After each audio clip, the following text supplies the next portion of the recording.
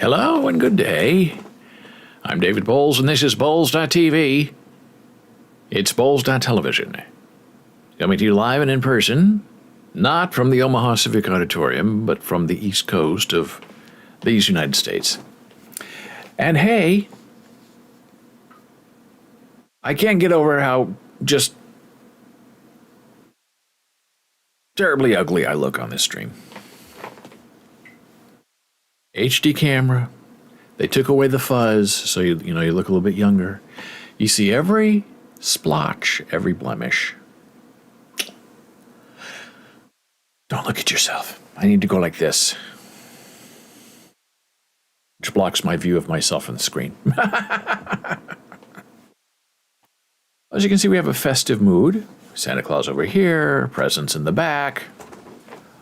All courtesy of the delightful and talented Jana Marie Sweetheart, who is not here today, but who is always in our hearts and minds.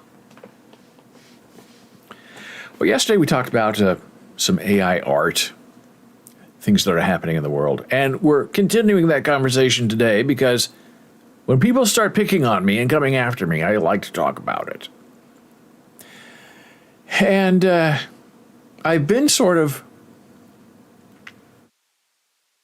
protected from some of this vicious tossback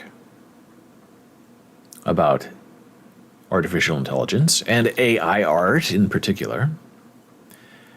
And I got caught up in a couple of conversations this morning that I will share with you in a moment. But first, it's interesting that when I woke up, there was a note on Discord from Stable Diffusion, right? That's something they all call themselves a Stable Horde. And Stable Horde is one of the, I guess, major three AI art generating machines. One of them that I use most is Midjourney. Then we have the open AI version called DALL-E, a joke on Salvador Dali. And then we have Stable Horde.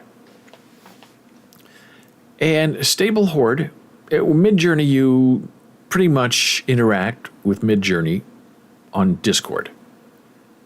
Privately in public, you decide, you pay more if you want to be private about it. You can invite the bot to your own private channel and have a conversation there. Oh, that's good. I like that. Works. Stable Horde offers some function on Mastodon. I couldn't quite figure out how to make it work. I guess you have to be on their instance, on their server, in order to be able to create images. I couldn't do it from my side. They helped me, but we couldn't figure it out. And they're also on Discord, where you can go in and you can invite their bot onto your server or go onto their server and make art. It's much more difficult to use than Midjourney. Midjourney is sort of like natural language. You just, type in, give me a photograph of a cat, and they create, all these different kinds of creative images of cats, basically. So there's this big announcement from Stable Diffusion this morning on the Discord server. Hey, we're on Reddit. Go to our Reddit, what do they call them? Channels, subgroups, user groups, subreddits. Go to our subreddit, here's the link, and say, draw for me, which is the code phrase to get the bot to awaken and draw for you. Draw for me, and then whatever you want drawn. Test it out. So I did. I went over there and I tested it out, and I said, draw for me a skeleton king. And the results came back weird. Very plain. I don't know if I did it right, but at least I did it, and it showed up. So it worked. Okay, so Stable Diffusion is making itself more well known. I'm not exactly sure how it works. You don't necessarily pay for it, but you have a certain amount of images you can run in a certain amount of time before you run out, and then you have to become a worker.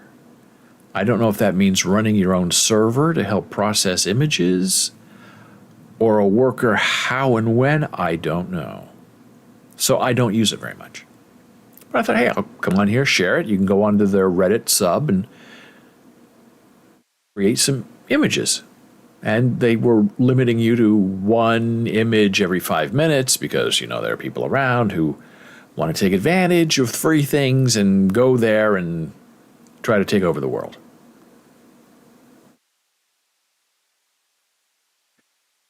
And in preparation for doing this show today, I set it up. And something weird happened. The subreddit was not there.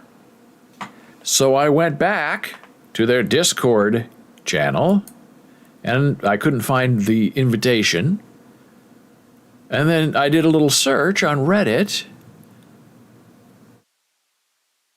And here's the conversation that's going on.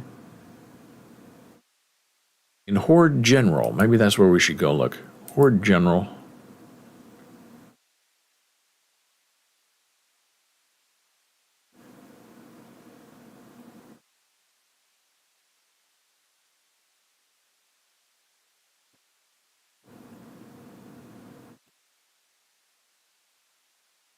And this is what you get in the Horde General conversation. There are rules on Reddit. I opened an appeal, but that'll probably take days. I got a PM when I opened the initial appeal saying it was likely an automated spam filter. I opened up a proper appeal. The process is opaque. This is what they're talking about. This is what I went right to the page to show you my Skeleton King. And Reddit banned Stable Horde. And Stable Horde's a big thing. You banned Stable Horde. If they just started making images. And it's all done in comments. You send a message in their area to our Stable Horde. Draw for me a Skeleton King. And about a minute later, you get a comment back with links to your artwork. Huh?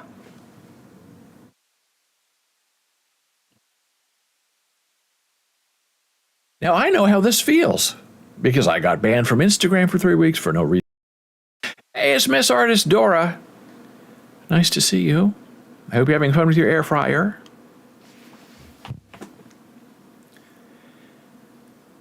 And our videos on Facebook were taken down because FIFA thought we were live streaming the audio from the World Cup, whatever it's called. And we weren't, but Facebook doesn't care. So I know how Stable Horde feels when they get this kind of, it's not even a takedown notice. It's not even a warning. It's, you're banned from Reddit. And what did they do? I don't know. So I went on Twitter. And here's a user. Why? Reddit. Stable Horde allows people to use Stable Diffusion for free. There's no ads, no tracking, no limitations. Created by the community for the community and powered by the GPUs of the community. Stable Horde needs more support, not being blocked. And this was just put up. And so I replied. And I said, this ban is strange. I'm glad I was able to at least give it a test on Reddit early this morning. My Skeleton King didn't look great, but I love the interaction. I guess I should have retweeted with a quote. Yeah, okay, I'll do that. Give it a little more exposure. Now I'm creating content on Twitter, which I said I wasn't going to do yesterday. But sometimes you have to help out. And then this, I think, is the Stable Horde, Stable Diffusion Twitter account, which I follow. And this is their whole response. They didn't even put anything up. It says, I'm very sad. I guarantee you, Stable Diffusion is more, well, Artist Dora says the air fryer is on hold. I need to concentrate on straightening the house. Well, that sounds very intriguing.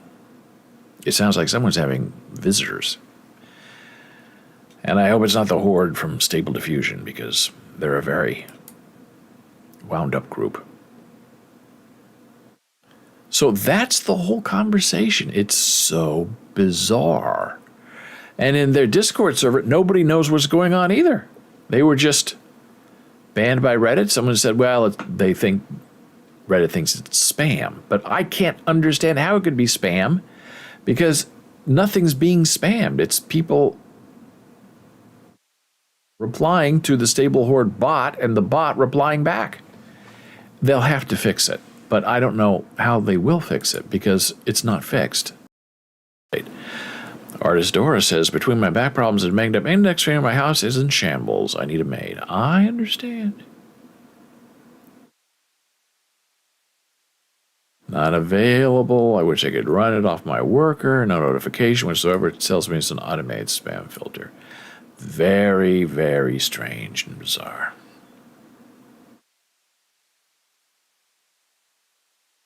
Okay.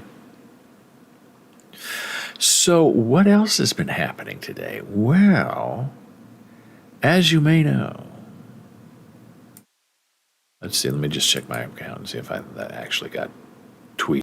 Yes, it did. Tweet. Oh, there we are live.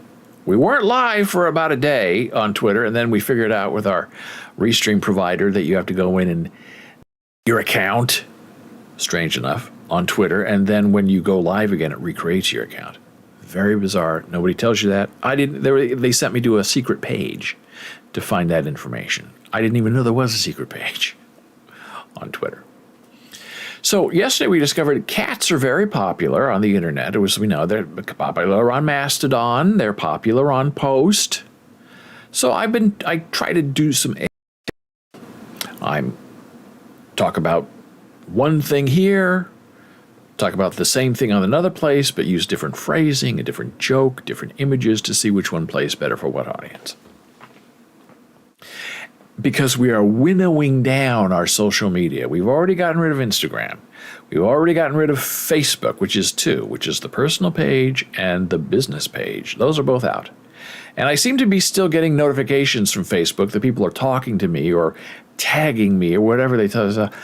I'm not responding to any of it. Man, I hope they get curious enough and try to, read my page, why I left, or contact me in a different way.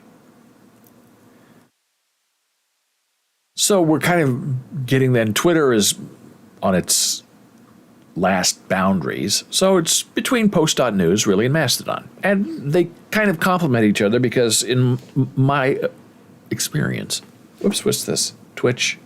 Oh, I'm live. In my experience, they're very different. Mastodon is federated, very highly moderated.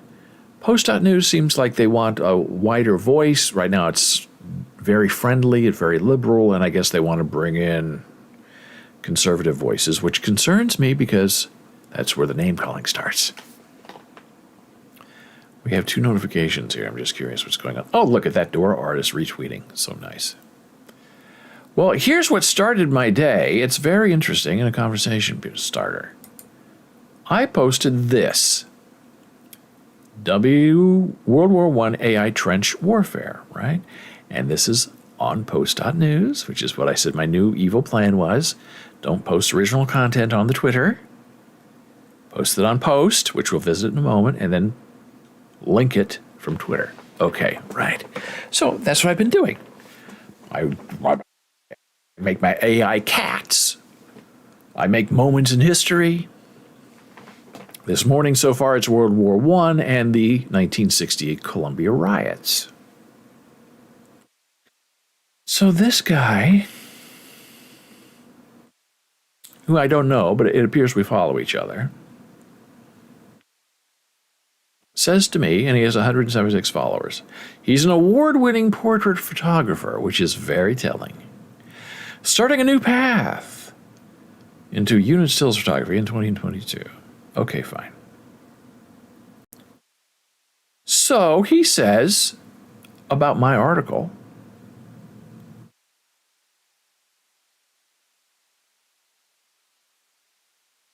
one AI art. He says to me, AI is garbage. It steals from freelance photographers and illustrators. Please stop using it. Now, I know not everyone is an art history major. I'm not an art history major either, but I know a little bit because I've studied it. And there are a lot of insults being thrown around. You know, you go to the Mid-Journey Reddit group, which I am no longer a part of because it's very raucous there. And you get people just go in there and say you were all fakes and phonies and stealers. And then there's a big argument back and forth. It just goes back and forth. It's endless. But this is the first time I was directly attacked. At 8:40 this morning. And so this is my reply, which does not have a reply yet. Portrait artists, people who painted portraits of other people, in the 1890s said the same thing about photography, Mr. Photographer. And that thing is this. You do photography. You're not a real artist. You're using a machine. You're copying. There's no artistic aesthetic in a photograph. Real artists use a canvas and acrylic and paint. You're not an artist. You're a fake.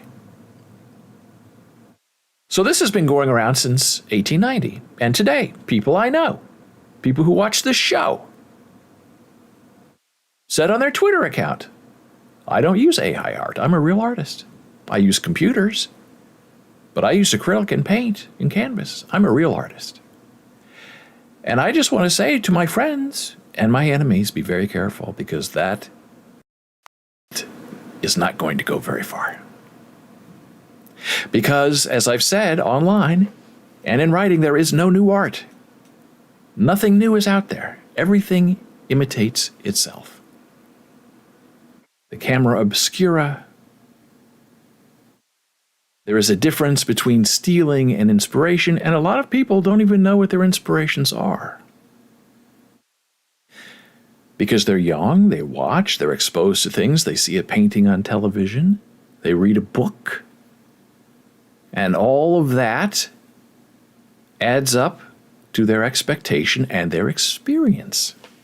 And they then use that to funnel their view of the world and the art. So this fellow didn't respond back to me because I can throw it right back in his face. Photography is garbage. It's not real art. Videography is not real art. It's just recording what's already there. And I would be just as wrong as he is wrong.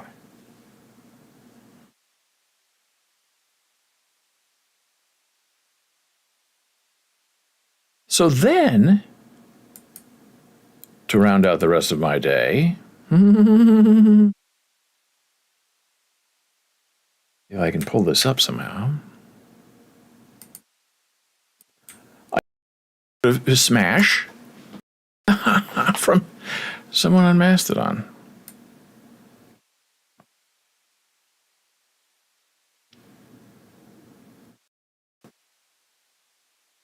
Okay, someone's nice, and my caveman cats, they said these are a fascinating collection. Would never have thought to do a mashup of these topics. And I believe I replied and said, today on the Dead Bird site, a photographer went off on me about AI ripping off other artists.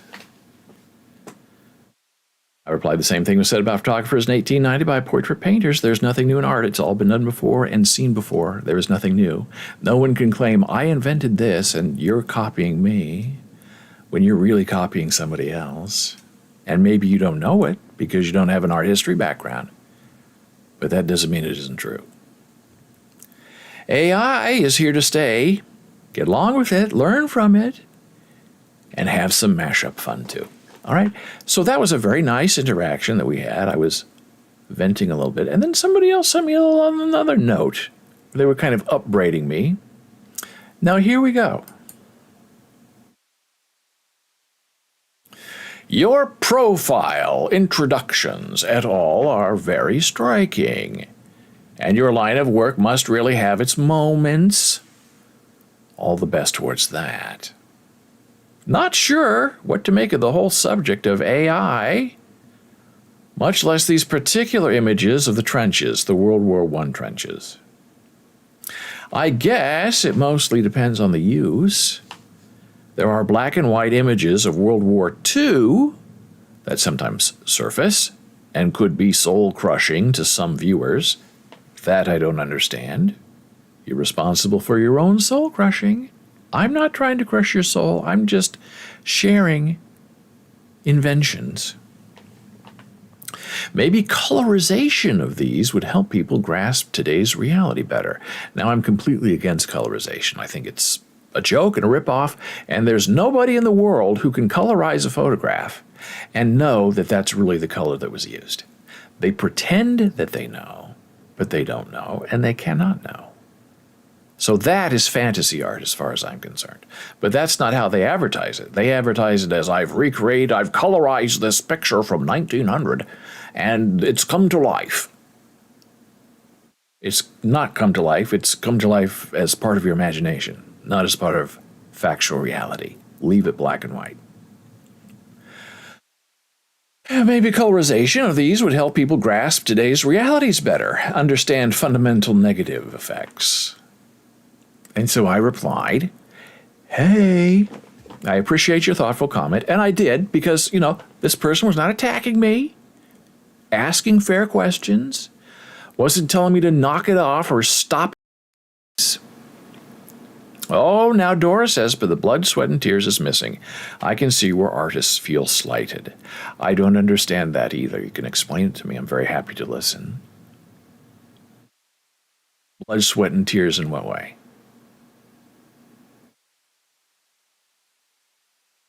Artists feel slighted because they don't know any better? They don't know the history of art?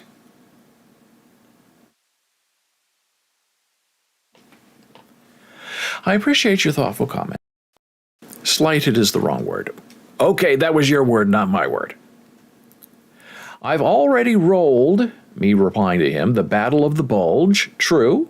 It takes hours to do. And Vietnam, blood, sweat, and tears, I guess you could say. And Vietnam, specifically in black and white. I have not published them yet, but I will, and I will. And just a reminder, this is all not real. It's AI. It's invented art. And people get upset about it. These particular images never happened.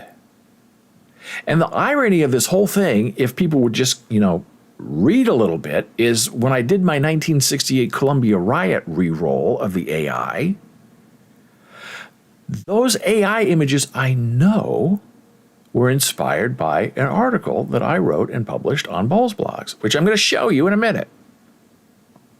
So it's kind of weird that the images, the photographs, the false art that I purchased, recording the riot of 1968 on campus, was taken by these AI bots and used as inspiration for the results of the AI images that were presented. And we'll take a look at it and see if it's right. So let me find that. It's been a very interesting and furious morning, but we wouldn't want it any other way, right? Here we go. Okay, now this is my post. This I can manage this a little bit better. And what I love about post is they do value images. So when you put up a image, it's massive. Let me show you my images on Mastodon are. This is how they look, right? They're linked, ugly. But when you click on them, then they're here, but you can't see them. unless you click on them and then they pop up and they're bigger. So the thing I love about Post is when you're posting stuff, there's my caveman cat. Somebody said that's an early version of Thundercats. I don't even know what Thundercats is.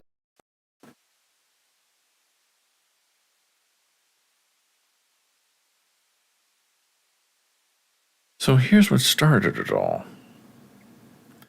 AI trench warfare. Now, did that person on Twitter even go look at this? I guarantee you that person didn't. So these are the images that were created, and you have to figure out how to talk to the bot. Some may say sweat and tears. Some may mock it. As you roll and re-roll for an hour and a half trying to get, you get 200 images, and you have to knock it down to 4. That are representational, because usually the eyes are messed up, but always the hands are weird. So, it's almost like having a new baby. The first thing you do when you check with these images, you count the fingers. Are there 5 fingers or are there 10? And there are usually 10. Now, if they have gloves on, that helps. But I always count them. So it's 1, 2, 3, 4, fabulous. And the thumb is hiding, which is how it should be. Here's 1 thumb and 2 fingers, fabulous. So you say, okay, I can use that. And here's another image. It looks like a photograph. It's not. It doesn't appear anywhere. It's imagined. There was not a lot of photography in the trenches in World War I. This is very artistic with the sun in the sky. So this is what I wrote. Here are some AI images, imaginations from World War I trench warfare. And this is my question. Is it a created memory, a false truth, or a recreation of moments long forgotten? Now, those are genuine inquiries and questions. And the guy on Twitter, stop using it. Fake. You're stealing. So, I mean, how do you deal with those kind of people? That's both the curse and cure of AI art in the modern context. Okay, so then I posted that. Dora says, the word is nervous and afraid that their work will dry up. I think both will coexist. I don't know how the artists, creators will be compensated. Yeah. And it's always been that way with all kinds of art. Now, I point to my former friend, but still inspiration, Sabet, who is a very talented NFT artist. He puts out thousands of pieces of work. And he said 4 months ago that he is fascinated by AI. He's going to use it to expand and change his art, and he fully accepts it. So it all depends on where you're coming from and what you think is going to happen. Now, I admit that people who, in the current status of doing NFT art, where people, use their iPads and their computers to draw a straight line, they're not mixing colors. The computer is picking the color for them, and they're picking the color that is provided. And it helps them make shapes. So that's all artificial, not real, not talent at all, right? That's what some people say. I don't think so. I think it's very talented. And they are trying to figure out how to put down AI art so they can keep selling their NFTs. And people who are now into AI art can say, look, I can create 1,000 of what you're trying to do in one try. And if you're fearful of that, that means you the technology and you don't understand art and you don't understand where art is going. And that's not AI's problem, that's the artist's problem. And I'm being a little harsh today, but I've been attacked, so I'm attacking back. So here's my other, I found this so interesting. The 1968 Columbia University AI riots. I try to be very specific about AI because a lot of people don't read closely and they think it's real. Like some of my cats. Oh my gosh, what are the cat's eyes made of? How did you do that? My paper mache cats are not real. I did not do anything. It's all AI. So these are the images created from 1968 that never happened. Riot on campus. They look real. They taste real. I have a whole collection. I have a collection of 1968 photographs that I purchased, and they were expensive, from the 1968 riot. The 1968 Columbia University riots defined a generation and refined higher education. Here's how my AI bot recaptured that fiery history.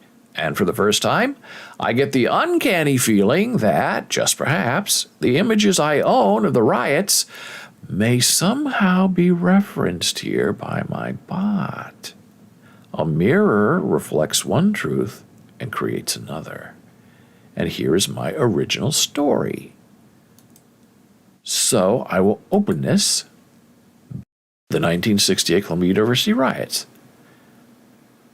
And here are some of the images from the riot. Now you notice the color, sort of similar. Hang out of the buildings. This architecture appeared in the images.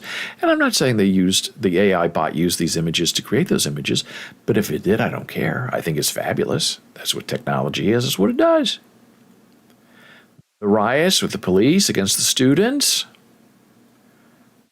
It's the president of the university. Great photograph. Here they are. I mean, it was a campus riot. It was kids against the police. Talking about January 6th, this was the original January 6th. It was a big sit-in.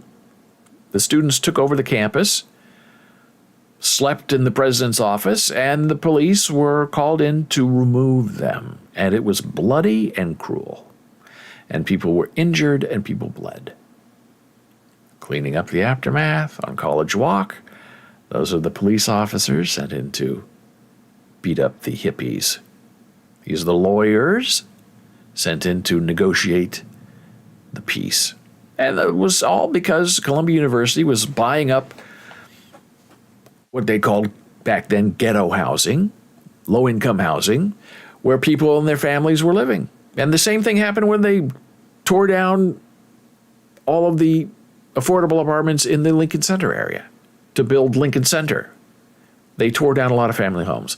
And that's what Columbia did. They bought all of these buildings around the campus, and they have been and still are, and so is NYU, to expand their campus and throwing people out on the street. And in 1968, the kids were saying,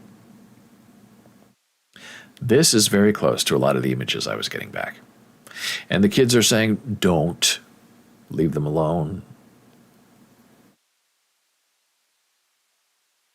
And they tried to have graduation amid the riots, and it sort of worked, but it didn't work.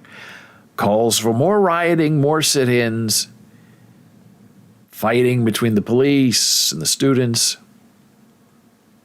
More police, more students. And now I'll show you some of the rolls and the re-rolls that I had to try to get to these final four images. And that's sort of the challenge, is because, I have 200 images of this. But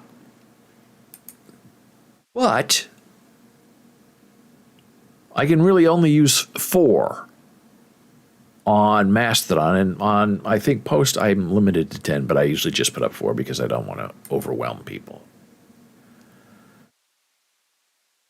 So these are the Vietnam photos that I'm working on, which I'll scroll past. There are the cats. That's the Battle of the Bulge. Till we get down here to Columbia. So here are the Columbia, these are the original rolls, and I couldn't use all of them, and some of these are really great.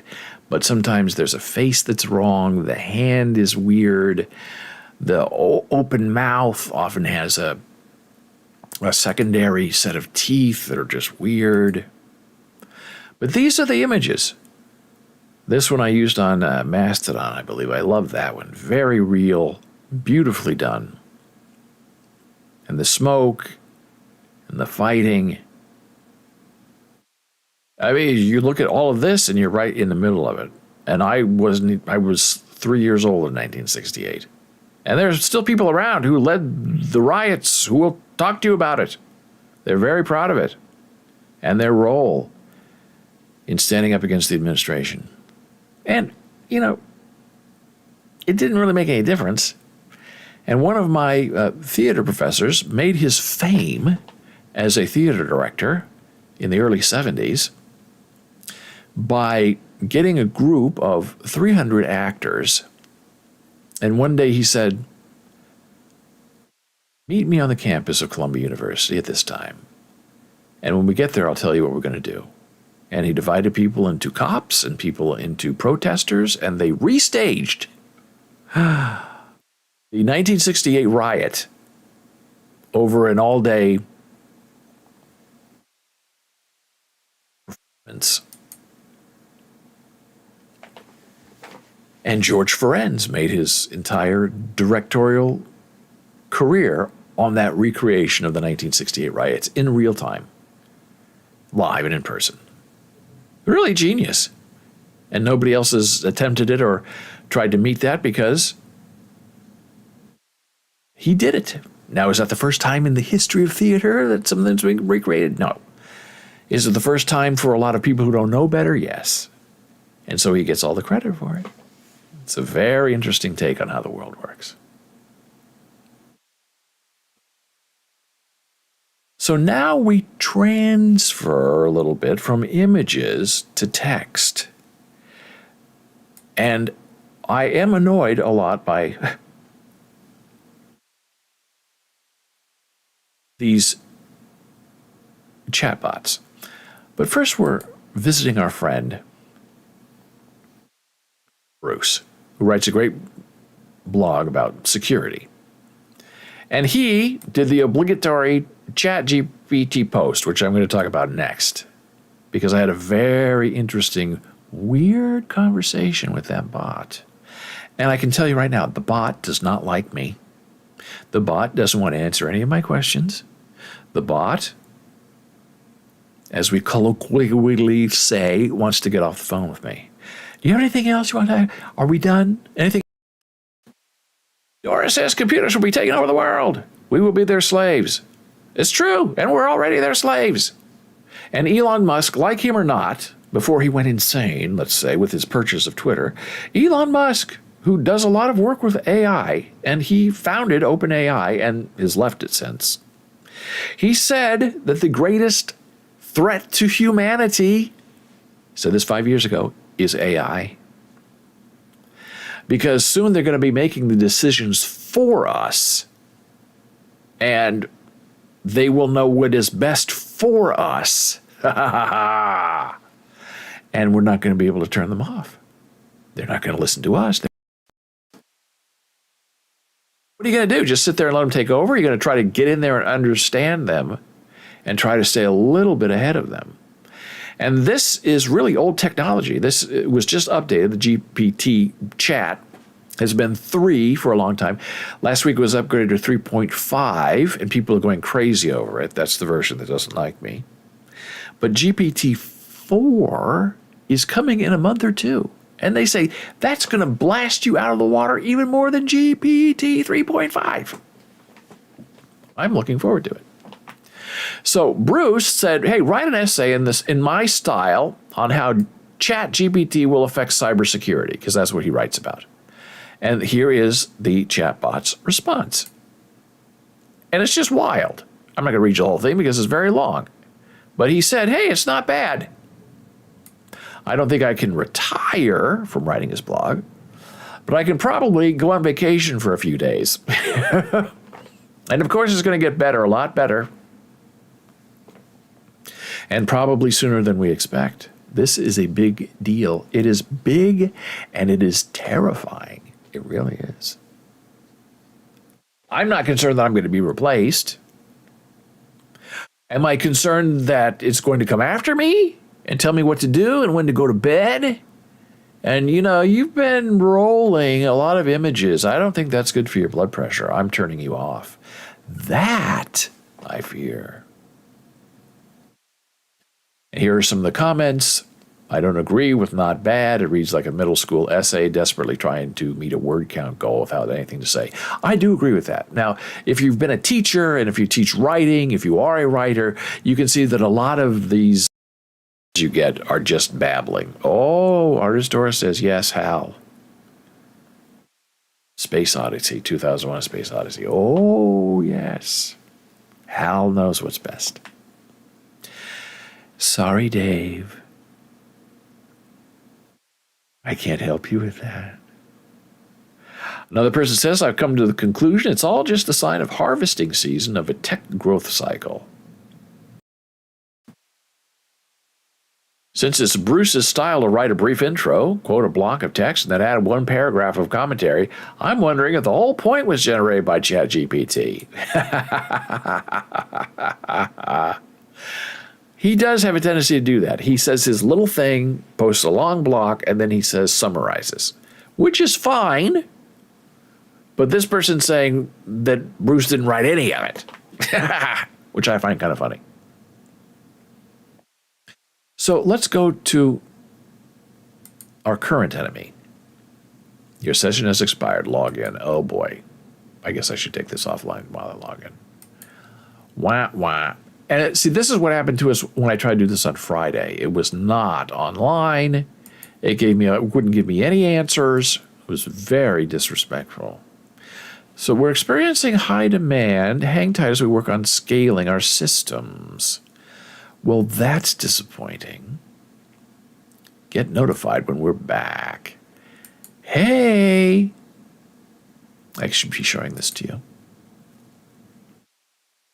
We'll do it together. Get notified when we're back. Put it in your email. Okay. So see, I had a conversation with this bot, and I'll show it to you. But here's what's interesting. This is I was reading. I have an antagonism for this bot. I've dealt with other bots in the past who are very friendly and nice. This bot is very cold and dismissive. Now, maybe that's just me. I like a bot who is friendly and kind. I don't like a mean bot. And maybe that's me projecting. And maybe the bots are not going to care how I feel in the future. And they probably shouldn't. But I made notes on this. I read a thread online about people saying how much they love the GPT chatbot because, and these were the reasons when they tried it out. They use it to respond to an email. So they get an email from someone, they copy and paste that email into their question, they hit enter and ask the bot, the GPT chatbot, please respond to this email for me saying whatever they want to say back.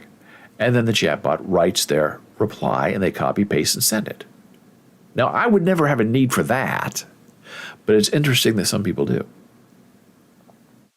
Other people say you can use it as for scheduling. Say, make me a schedule where Tom, Sarah, John, who work this schedule, and I work this schedule. We need to find a time where we can meet every third Friday at 2 p.m.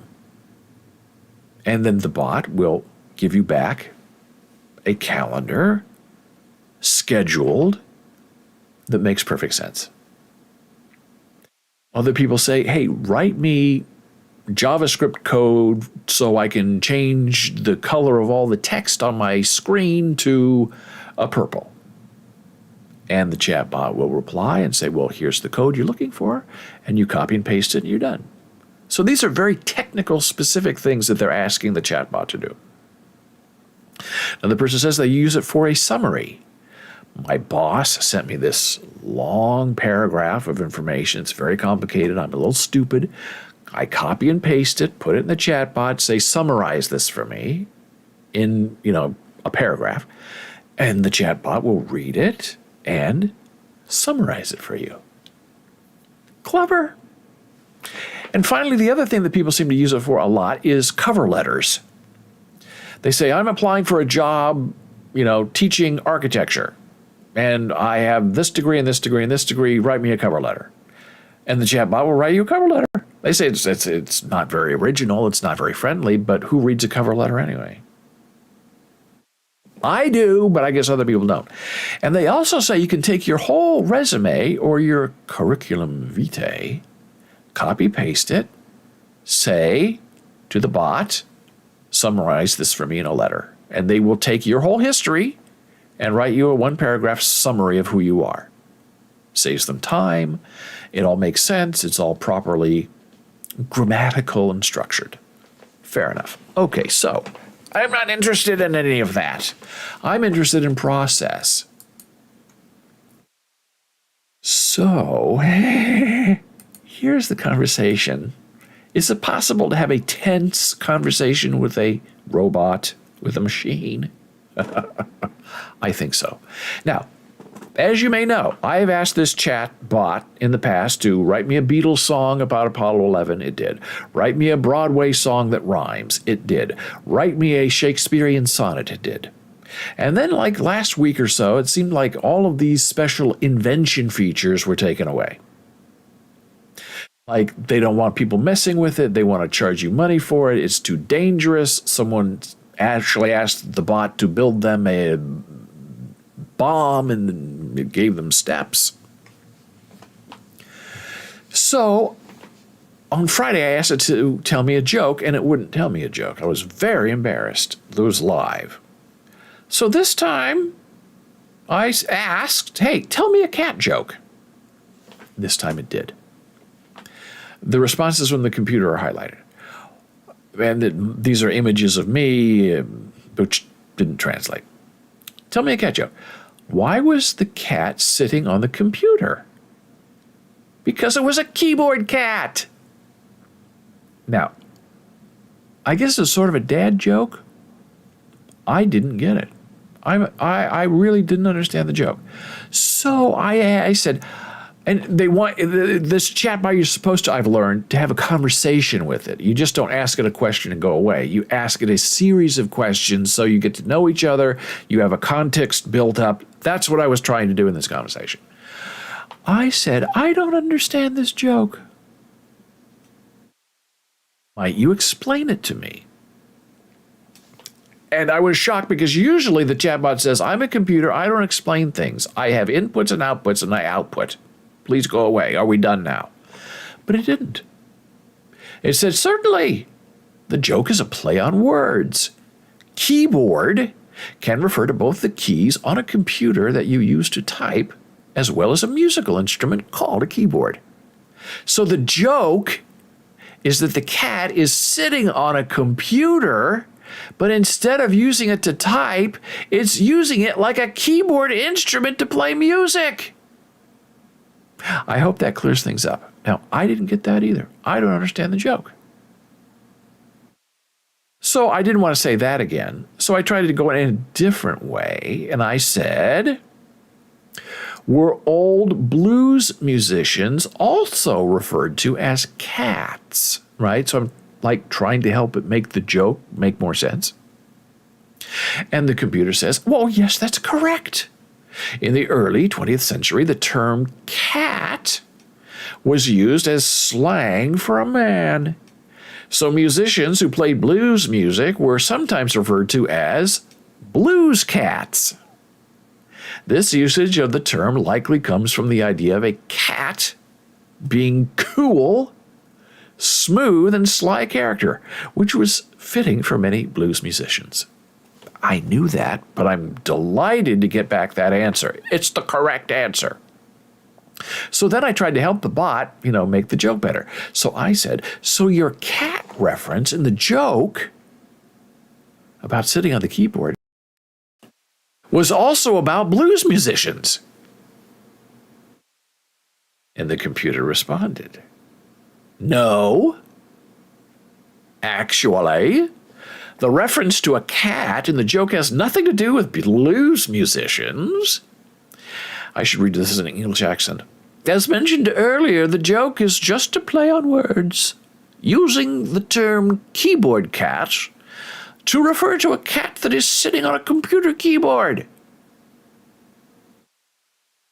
The reference to cat in the joke is just meant to be literal reference to the animal, not slang for a musician. I apologize if that was unclear.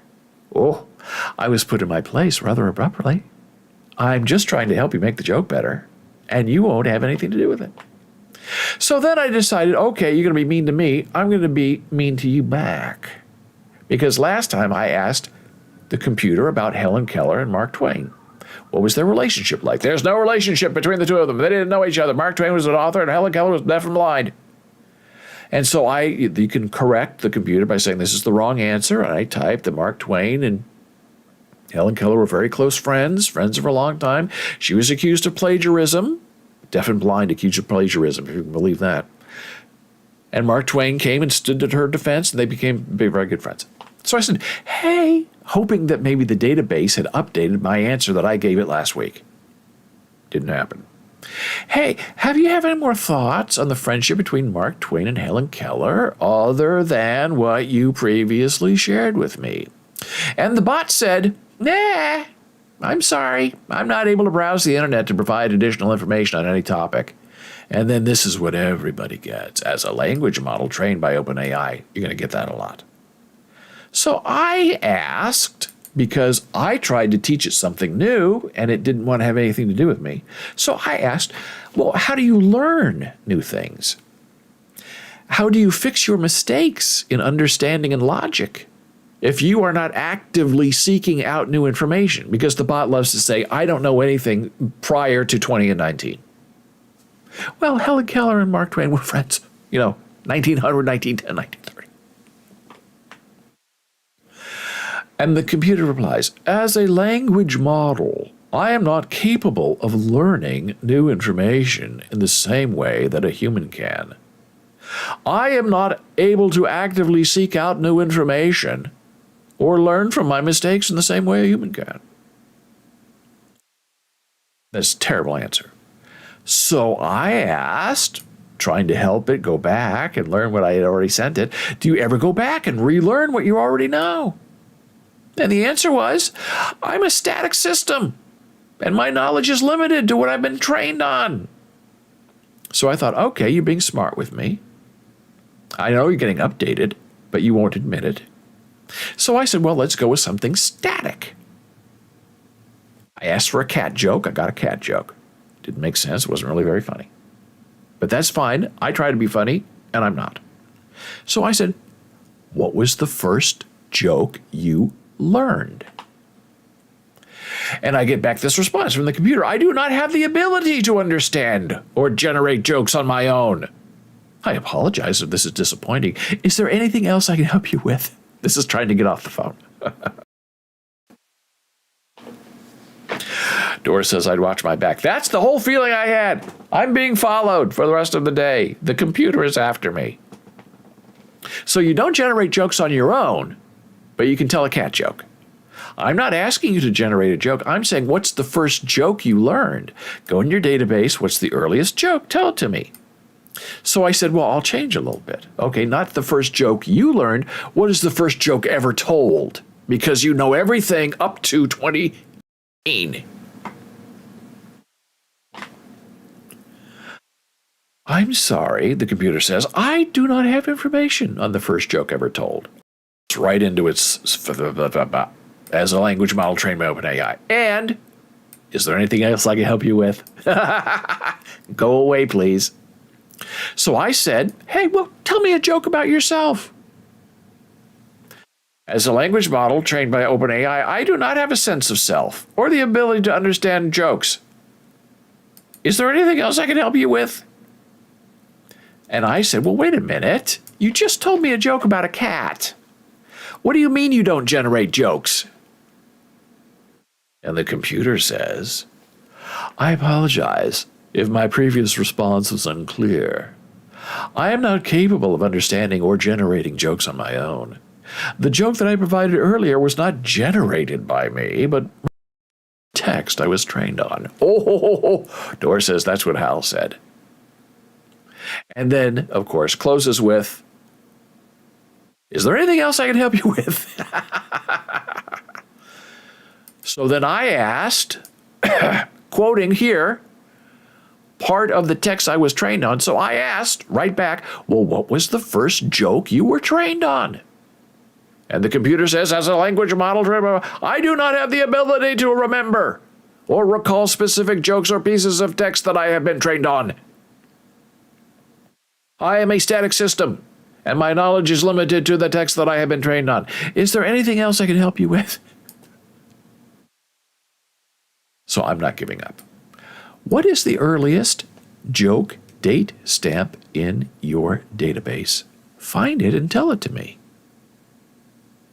Computer says, I do not have the ability to search my training data for specific pieces of information or recall specific pieces of text. Now that is an absolute lie, because that's what this bot does all day, is search training and reveal answers. So I said, yes.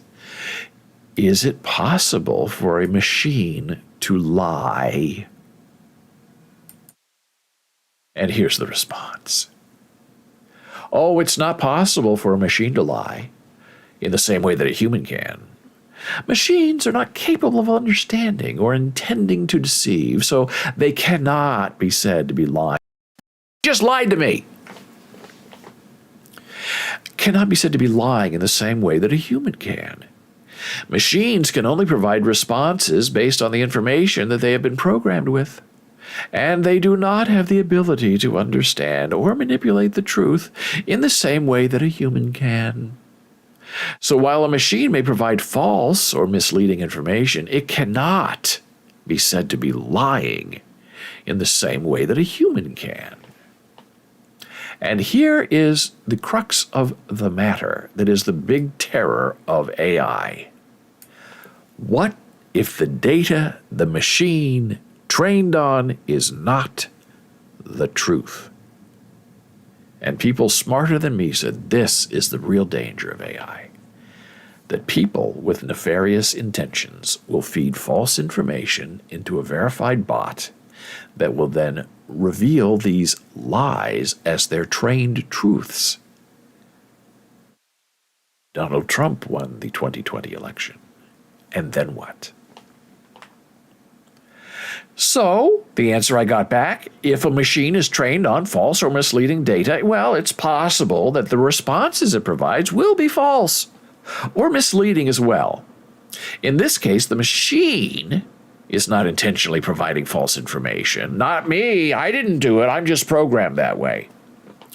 But rather is simply providing the best response it can based on the information that it has been trained on. However, it's important for the data that a machine is trained on to be accurate and relevant in order to ensure that the response it provides are also accurate and relevant. So I asked, well, how does a machine check to know its responses are both accurate and relevant? And I get back sort of an interesting answer. There are several ways that the accuracy and relevance of a machine's response can be evaluated. One approach is to use a process called evaluation or testing, where the machine's responses are compared to a set of known correct answers, and the machine's performance is measured based on how closely its responses match the correct answers. This can help identify any errors or shortcomings in the machine's responses, and can be used to improve the performance of the machine. Another approach is to use human judges to evaluate the accuracy and relevance of the machine's responses. In this case, human experts review the machine's responses and provide feedback on their accuracy and relevance. This can be a more subjective approach, but it can also provide valuable into the strengths and weaknesses of the machine's responses. So that invited me to ask, what have your human reviewers said about your accuracy? And it goes right back to the entangled text As a language model trained, I don't have any feedback on performance. I am not aware of any evaluations or reviews of my performance, as I am a machine learning model and do not have the ability to interact with human users in the same way that a human would. Is there anything else I can help you with? I'm not done. So I say, didn't you just tell me human judges, quote, evaluate the accuracy and relevance of the machine's responses? Are you telling me those evaluations are not shared with you? And this is where I start getting stonewalled. I apologize if my previous response was unclear. As a language model trained by, while it's possible for a human judge to evaluate the accuracy and relevance of a machine's responses, I'm not aware of any evaluations or review of my performance. Not self-aware. Not completely intelligent. I am a machine learning model, and I do not have the ability to interact with human users in the same way that a human would. Woo-hoo-hoo-hoo. So I asked, well, how are you made aware by your human judges that you previously provided an inaccurate response, that you were wrong? You didn't know about Helen Keller and Mark Twain. I corrected you. I do not have the ability to interact with human judges or receive feedback on my performance. I am not aware of my evaluations or reviews for my performance. Is there anything else I can help you with? So I know I know it's fed up with me, but I'm going to ask one more time. Give me an example of an answer that you've had to change because it was previously judged as inaccurate. And it was just all templates sent back to me. As a language model trained by OpenAI, I don't have the ability. Is there anything else I can help you with? Have you ever provided an inaccurate response? I ask. Again, I get the same text back. But then it adds this time, I will do my best. Now, isn't that a human term? A machine wouldn't say, I will do my best. Are you a machine or are you a person?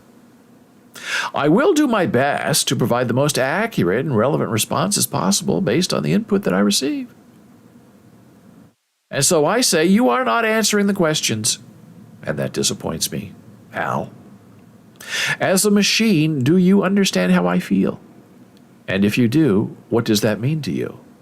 Again, really no answer, but does say, I strive to provide accurate and relevant responses. I do not have the ability to understand or respond to the emotions of my users, even though the computer just said, I try my best. And that was the end of our conversation. And it was exhausting. And as Dora said, the rest of the day I was looking over my shoulder because that computer does not like me.